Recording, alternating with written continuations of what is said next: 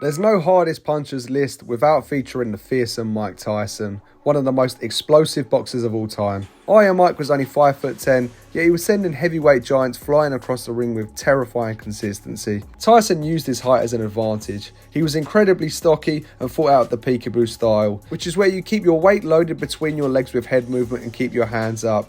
When your opponent throws, you can make them miss and twist your entire body through the shot. What's even more impressive is the fact that Tyson was so explosive and fast and was one of the greatest athletes of his time, able to move his head like no one else. Tyson became the youngest heavyweight champion of all time at 20 years of age and successfully defended the title 9 times, as well as regaining the heavyweight title after losing. In his prime, he was the baddest man on the planet and the undisputed heavyweight champion of the world. He knocked out the likes of Mike Spinks, Larry Holmes, Frank Bruno and many other top fighters. He retired with a record of 50-6 and 44 knockouts. There's a strong case that Tommy Hearns is the hardest punching welterweight in history. Freakishly tall for the weight division, with incredibly long arms and snappy punches, Hearns' style was an absolute nightmare for so many fighters in the weight division, and his power is legendary and would hold all the way up to light heavyweight. Hearns was also very skillful and could outbox you on his toes, but when he sat down and planted his feet throwing his big shots to head and body, the results were devastating and dropped and knocked out some of the greatest fighters the sport's ever seen. His right hand knockouts over Roberto Duran and Pepino Cuevas are 2 of the cleanest right hands I've ever seen. He would also drop Sugar Ray Leonard, as well as troubling the incredibly tough Marvin Hagler early on. Hearns became the first 5-weight champion in boxing history, retiring with a record of 61-5-1 with 48 knockouts. Deontay Wilder's devastating power is undeniable. He's knocked out every man he's ever defeated. The only man Wilder hasn't knocked out is the greatest heavyweight of his generation, Tyson Fury. And even Fury's been dropped 4 times. And it's just down to Fury's remarkable resilience and toughness that he hasn't been stopped by Wilder. Wilder would win his first 32 fights via knockout before going the distance against Stavern to win the WBC heavyweight title. Of his 9 successful defences as heavyweight champion, they've all ended in knockout, including a win against Stavern, 2 wins against the very good Luis Ortiz, a brutal first-round demolition of Dominic Breazeale, and many other knockouts against challengers. Wilder may well possess the hardest right hand ever seen. However, the only thing in my opinion holding him back from being the hardest puncher ever is he's yet to knock out an elite level operator like the other great punchers have. But that's not to say he won't in the future. He's still fighting and has just brutalised Robert Helenius in his recent fight in 1 round. I still feel Wilder is the most dangerous heavyweight in the world today due to the lights out power in that right hand. His record is currently 43-2-1 with 42 knockouts. During his reign at lightweight, Roberto Duran is the most complete and vicious aggressive fighter I've ever seen.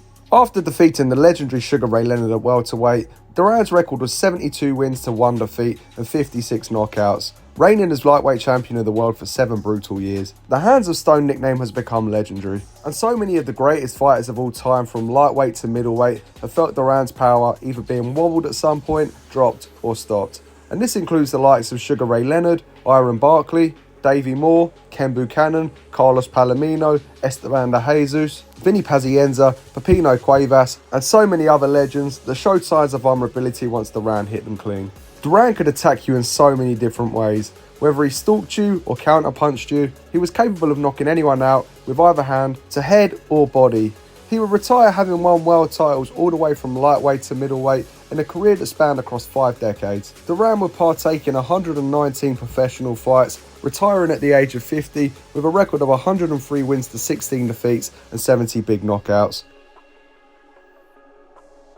Almost every one of the heavyweights of the 1970s has vouched for Ernie Shavers being the hardest puncher in the division's history. Muhammad Ali himself said that Shavers was the strongest man he ever faced. Larry Holmes said he was the hardest puncher, as did George Foreman and Tex Cobb, along with many of the others who were unfortunate enough to taste his power. Shavers' knockout power was just terrifying, and it hurt every man he stepped into the ring with. Across 76 wins in his career, 70 of those fights ended by knockout, knocking out world champions such as Jimmy Ellis and Ken Norton, as well as knocking out the very good Jimmy Young, the only other man to beat a prime George Foreman. He hit the great Muhammad Ali with some of the hardest shots he'd ever taken in his career, sending him flying across the ring in certain instances, as well as dropping the great Larry Holmes with a missile-like right hand, potentially the hardest punch ever thrown that never scored a knockout. Despite the great champion Shavers knocked out and dropped, he never won the heavyweight world title, and retired with a record of 76-14-1 with 70 knockouts. Julian Jackson is widely regarded as the hardest pound-for-pound puncher in boxing history.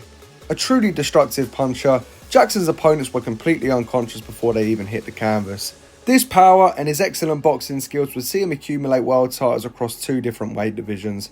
His highlight reel is absolutely terrifying and just full of brutal all-time great knockouts. He would score devastating knockouts against great fighters such as Terry Norris, Harold Graham, alongside an array of top challengers.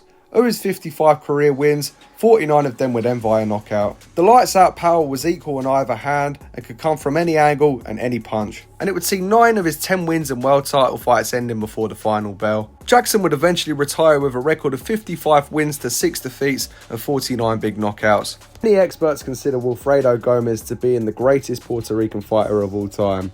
What there's no doubt about is that he's one of the hardest punchers the sport's ever seen, which is even more outstanding considering the fact he was only 5'5" and a featherweight. Gomez's Hall of Fame career is the stuff of legend, and his punching power is the highlight of it, and it earned him the nickname of Bazooka. From his professional debut, Gomez would embark on one of the sport's most impressive knockout streaks ever seen, winning his first 32 fights all by knockout, including 14 world title fights across 2 different weight divisions, before eventually losing to the great Salvador Sanchez via knockout. Following his loss to Salvador Sanchez, he would go on to win his next 8 fights via knockout, holding a record of 40-1-1 with 40 knockouts. Gomez would eventually retire with a staggering record of 44-3-1 with 42 knockouts and 20 wins in world title fights. Across his career, Gomez defeated legendary fighters such as Carlos Zarate, Lupe Pintor, Juan Laporte, Rocky Lockridge, Royal Kobayashi, and would lose to legendary fighters Salvador Sanchez, Azuma Nelson and Alfredo Lane, all by knockout.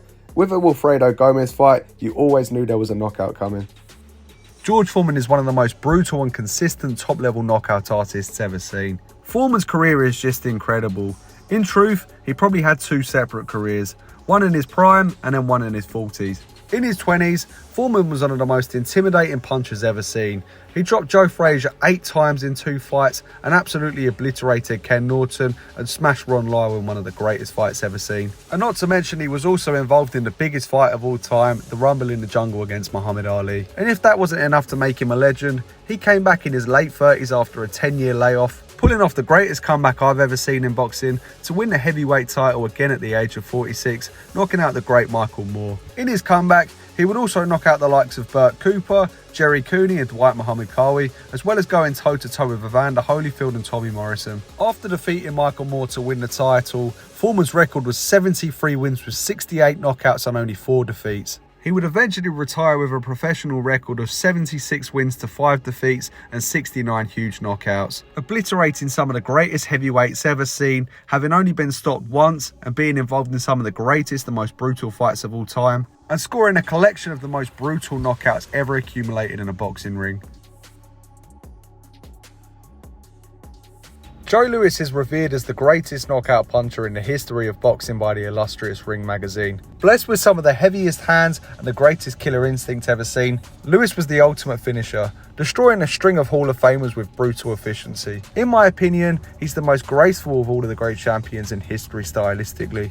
The way he shuffled across the ring and threw every punch in the book with technical perfection is just a joy to watch. His balance was extraordinary, which means every punch he threw, either on the front foot or the back foot, was thrown with his entire body weight twisted through the shot. And because of this, he was able to twist his body through his combination punches and maximise his power on every punch. You just have to watch how clean and brutal his knockout reel is. And these are against all-time great fighters. Louis would score knockouts against Max Schmeling, Max Baer, Jersey Joe Walcott, Jack Sharkey and so many of the other heavyweight champions of his time. His reign as heavyweight champion is the longest in the sport's history, winning a staggering 25 consecutive heavyweight world title fights. He's not just one of the greatest punchers ever seen, but also one of the most iconic, dominant and well-rounded champions ever. He retired with a record of 66-3 with 52 knockouts.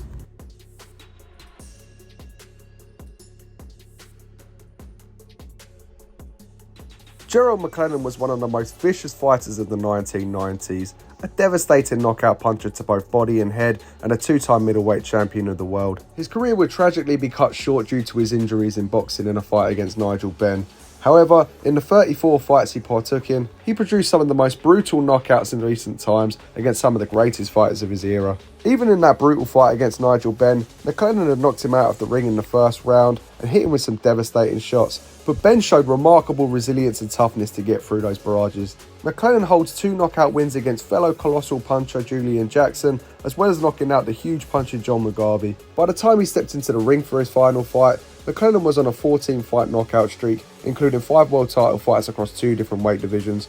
His record was 31-3 with 29 knockouts.